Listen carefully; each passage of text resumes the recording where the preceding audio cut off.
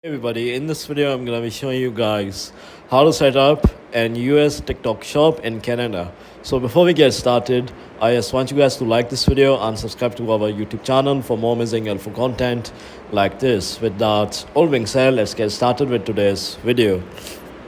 Alright guys, so first of all, you have to create a TikTok business account, download the TikTok application and sign up for a business account if you haven't already.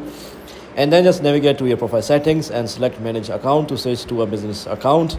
Fill in your business details including your shop name and category, and then just verify your eligibility. Ensure you meet the TikTok's eligibility requirements for shops, which may include having a certain number of followers or engagement levels. Familiarize yourself with the platform's policies regarding selling and shipping to the US, and then just set up TikTok shop. Go to the TikTok shop seller center and sign up. Provide the required information including business registration details and payment information. Link your TikTok business account to your shop account, and then just add products to your shop. Use the seller center to list your products including detailed descriptions, pricing and high quality images.